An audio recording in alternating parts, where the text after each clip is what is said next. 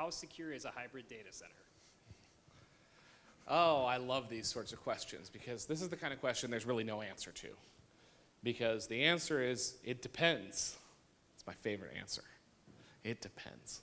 But it does. And I think if you're asking this question and you're not using a solution that has a provider backing up the security with a specific response of what's secured, what they do to do it, you need to have your own due diligence done.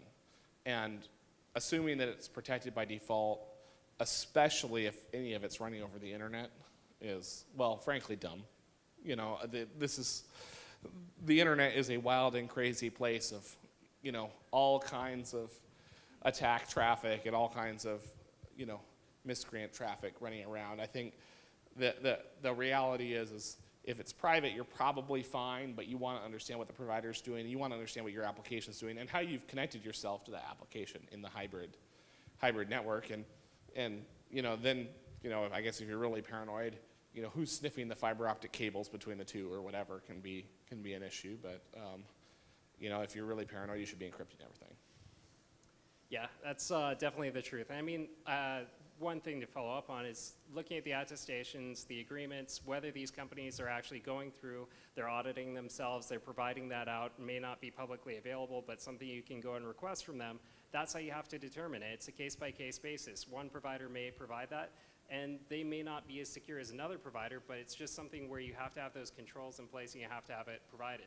That doesn't necessarily mean that a fully private solution is going to be better because it depends on how it's actually implemented. In most cases, for the overall architecture, you'll actually run into a more secure environment running off of your public cloud provider or even a virtual private cloud provider because they've specialized in the infrastructure, they know all of the problems, they keep up to date, and they keep apprised into these things. So for small companies that are going out there and trying to build their own private, they may be running software that doesn't have a production label across it and it doesn't get patched quite as often as it really needs to. Oh my goodness.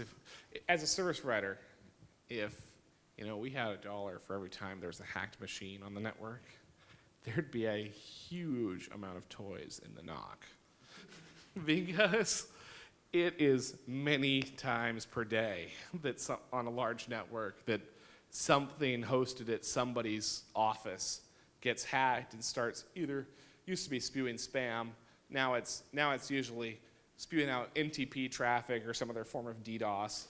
And you know, that kind of stuff is really common, and it's a function of all these applications being left there sort of to rot on the vine, and preventing that is of critical importance.